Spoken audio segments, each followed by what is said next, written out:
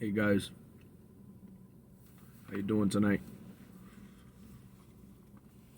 Tonight I got something special. I hope you like it. It's one of my first horror movies I ever written. Um, I like it. It's a pretty good one, I think. Um, I like writing the horror movies there or the horror books. I just love it. I always loved scary movies ever since I was a kid. My family, they couldn't believe it, like how I was such a little kid. Like I'm talking real young, like I don't know, stupid young. They're like, how does this kid love scary movies like that? And he doesn't get scared or nothing. He's fine. Most kids get scared when they see scary movies. But I always loved them. Um, but yeah, this one's a horror story book. Um, I'm gonna try to read it here. I kind of probably gotta put a light on. I can't really read, but I'll get it. This one's called Devil's Powder. Um, I shortened it up so it's not so long. Um, two kids raised in a great family, and two kids raised in great families. Both church kids, very active in their schools and churches. They go to Catholic schools. They're great students. Now they have a Catholic tradition. You you get baptized when you're like pretty much a newborn. Then you like around second grade you will second grade you're about 7 years old. You do your communion, and around freshman sophomore year of high school you make your confirmation, which in a Roman Catholic church, or if you're Roman Catholic, if you want to get married in a church, that's that's what you have to do. And for the church to take you seriously, you have to go to church every Sunday and participate in all church activities and all that. You got to make sure you go to church. So the two kids' names are Nathan and David. Nathan and David grow up very similar. They go to the same Catholic school and church. The church is St. Peter and Paul Church. It's called.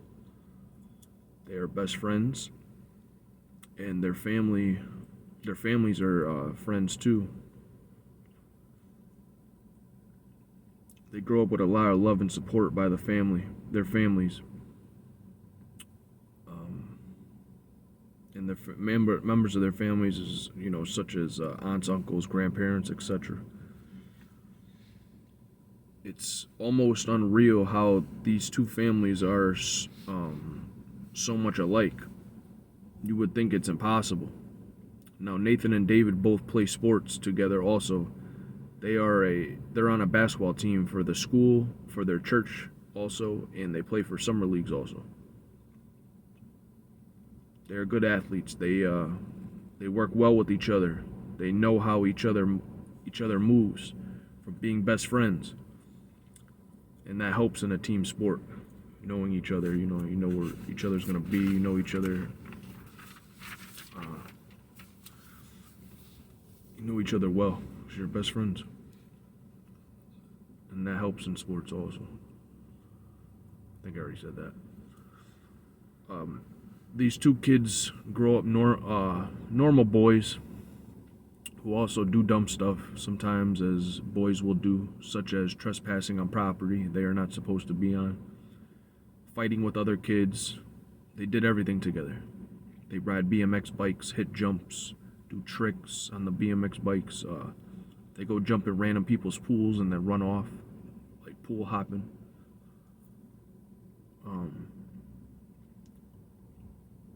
They swim in reservoirs you're not supposed to be swimming in. They fish in places you're not supposed to be fishing in. They also liked playing paintball wars in the woods.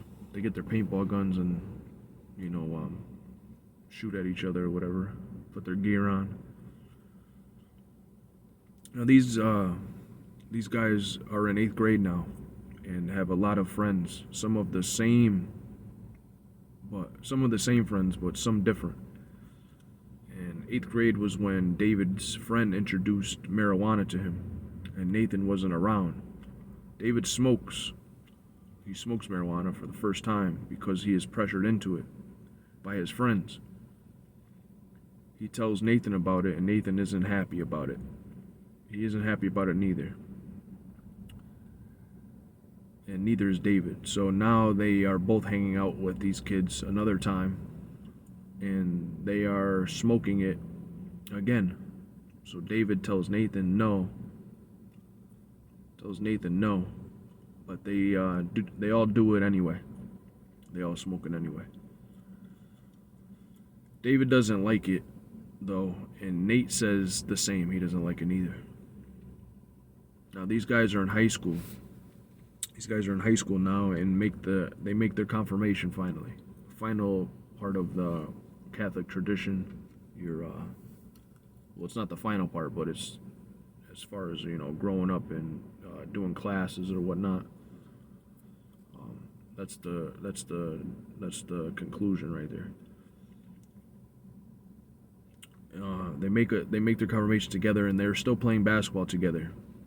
They are both great athletes and win city championships and tournaments. David hasn't been hanging out with Nathan though now because he's occupied with some schoolwork he needs to get done. He's taking his school seriously, and he's a little backed up with school because all his other activities he got going on. As far as doing stuff at his church, and he's taking his sports career too. It's taking up a lot of time. He's got a lot going on. So Nathan starts hanging out with other kids, and he starts smoking marijuana a little bit more. He starts hanging out with these kids that smoke a lot. He's bored. He's not hanging out with his best friend so much, so he's hanging out with other kids doing stupid things. But he thinks it's nothing, and he's not going crazy with it yet. When David's around Nathan now, he can tell he is acting different. So he confronts Nathan. Nate tells him what he has been doing. So he tells him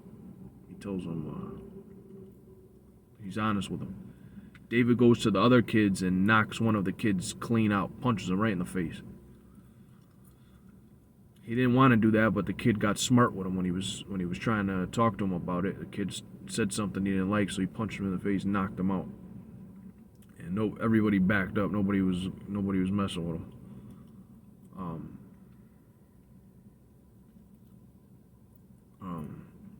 He tells the other kids around there though, stop smoking, and you're not smoking with Nate. You're not giving him nothing. It's done. Nate doesn't listen to David though, and keeps smoking, but ends up being normal with it. So he ends up being normal with it because he gets tolerant to it. It's you can't even tell he's smoking marijuana. It's just normal to him. He acts normal. There's no difference in him really. His body gets used to it, like I said.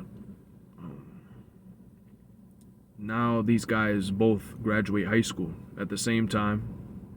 David goes to community college nearby. He doesn't want to go. He doesn't want to go away for school, and he works also at a local grocery store. He gets Nathan a job at the same place, so he gets him a job. It's his buddy. It's his best friend. But Nathan doesn't want to go to college at all. His family is very upset with him, but he doesn't. He wants nothing to do with it. He won't do it. His family goes to David and tries to tell David to talk some sense to him. David talks to him. He doesn't want to listen. It's done. So he's just working at the grocery store now. He's done with high school. He graduated. He's by himself, or he wants to just be by himself. He doesn't like school. Nathan also starts skipping Sunday mass. He's not going to church now, and his family really starts getting at him and trying to change his thinking. They get through to him a little, so he quits smoking marijuana. A week after he quit smoking marijuana, he starts having weird dreams. He starts having the weirdest dreams. Like he is being haunted by a lady. Now, this lady in his dreams, she's always dressed in red clothes, like a red dress. Black hair over her face. So he doesn't like these dreams. He's like, what's going on? This wasn't happening when I was smoking marijuana. So he starts smoking again, and the dreams go away.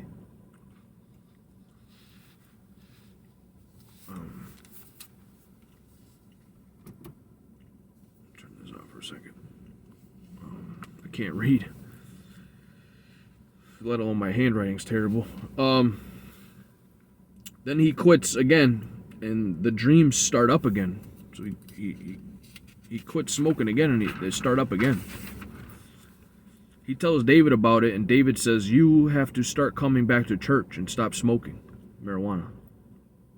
The dreams get worse to where he is waking up scared and he can't breathe. But in the dreams, this lady takes his breath away. She jumps on top of him and sucks the breath out of him. And in the dreams, the lady looks like his mother. She looks like his aunt at first. She looks like his friends. So in the dreams, he's dreaming it, and it's like, he's thinking he's having a normal dream, with somebody he knows, and then all of a sudden, flips, like, it turns into this scary-looking lady, pale skin, scary. He gets panicked,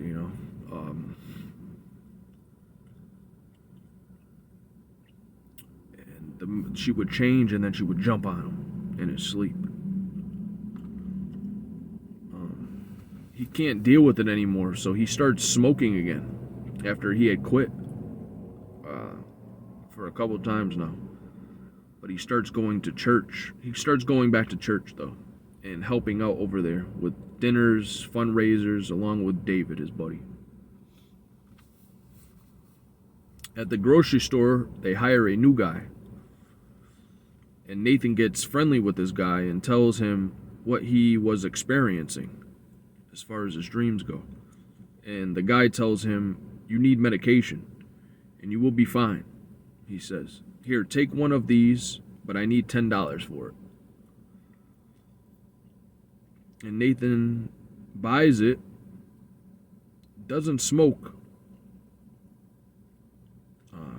He doesn't smoke marijuana for a couple days, and then he takes the pill, which happens to be a painkiller, strong painkiller that the new guy gave him, and he feels great. No dreams either. He feels good. He loves the feeling of it too. He feels good. No dreams, like I said. So he goes back to this guy at work and buys 10 more of these pills. He takes them for 10 days, one a day. No bad dreams since he started taking them neither. So he feels not him. So he feels So then the 10 days are up, and he's like, all right, I don't need these no more. I'm done with them. But he starts not feeling himself. He feels very tired and weak. He throws up a lot, and but he gets through it. He's like, all right, whatever. He was hurting for a couple of days, and now the dreams start up again. but they're not that bad. They just start up a little bit. It's not much. Not like how they were. So, but he just doesn't want to relive it. He's scared about the dreams. He doesn't even want them coming close back to him. He's just like, I don't even want to deal with this at all, and I don't want it to get worse. So,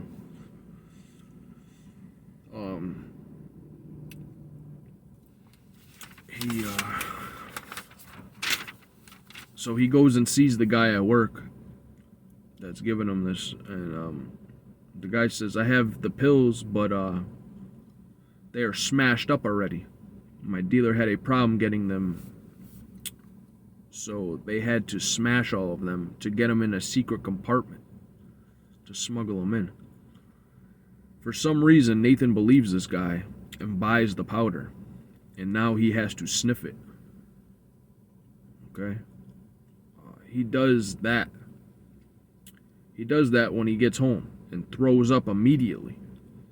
But the drugs are heroin. They're not pills, they're heroin. So he falls asleep in the bathroom in his own throw up. His eyes are pinned. There's nothing to his eyes. He looks like the devil. He has bright blue eyes. With them being like that, it looks like he could see through. He looks like he could see through anybody. He could see through you.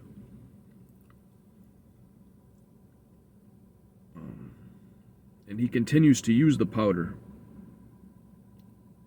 He is addicted. He looks crazy. His eyes. He loses so much weight. He has started being evil too. His attitude. The things he started doing. He stops going to church, talking to his parents, his friends. He only talks to the dealer. David tries to talk to him and help the only thing that got through to Nathan to him was, he said, you're losing too much weight. So that stuck with him. So he starts taking steroids on top of the heroin. Starts taking steroids on top of the heroin. His dreams had came back too. His dreams came back before he started taking the steroids though. His dreams were coming back. But he's already addicted.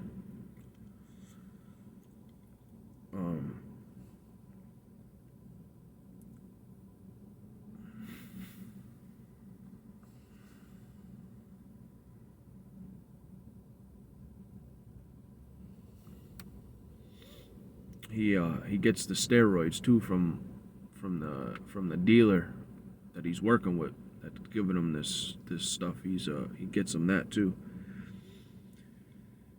His dreams had came back before the steroids, like I said. So now in his dreams, the devil is telling him what to do, and the devil is being nice to him, but he's also being mean to him at the same time.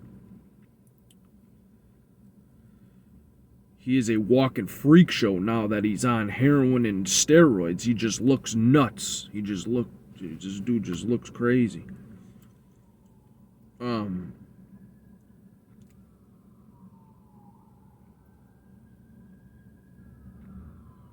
He's a freak show.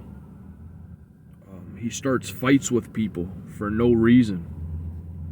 He steals from people. He lies to people. He breaks all the rules in the church, pretty much. The 10 Commandments, he breaks them all.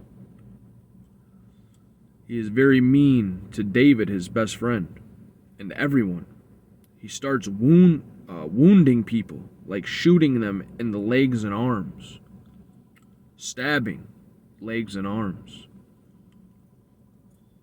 Hands. Not killing anyone, just really hurting them. So it wouldn't kill you, he would just hurt you really bad.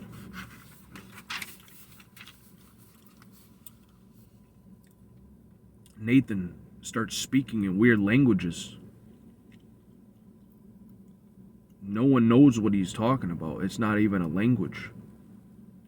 It's not even a language. The priest doesn't know, nobody knows. He whispers the same things over and over again for hours. Just whispers the same thing. You don't even know what he's saying. He's just whispering the same thing. All you just hear him. He's just sitting there whispering.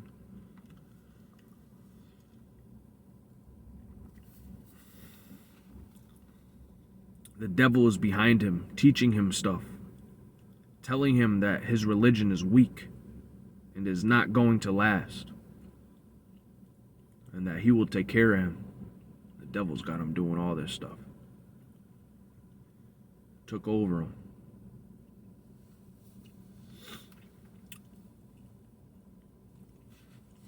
The family found the best interventionist they could find, also using the priest from the church, and they all get together and come up with a plan.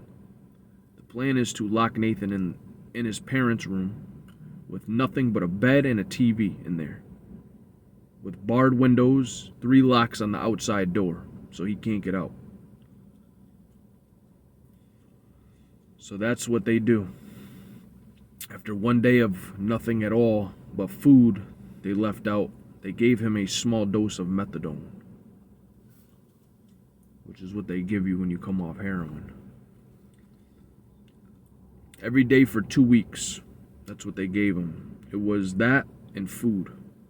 After they went down every week on the dosages they were giving him until he didn't need it anymore.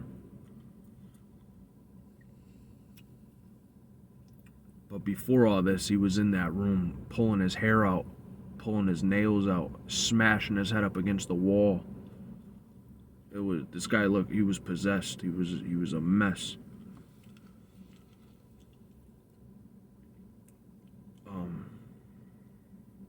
After he was all set and everything, but while all this is going on, the priest would go in. The priest would go in and talk to him and pray with him every day, and so would David. David would also. He would join in, and he never had a bad dream again. He went on to live a nice life with his friend David and family and church. He ended up going to college eventually and getting his master's degree.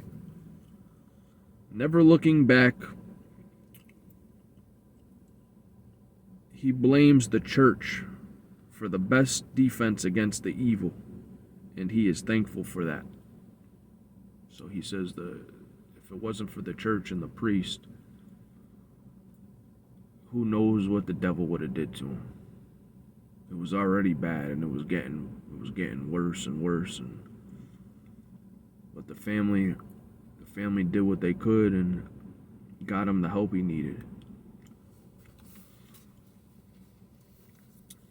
I don't know. I feel like I left some pages out here. I think I skipped some pages, but hope you guys liked it. Take care there. God bless.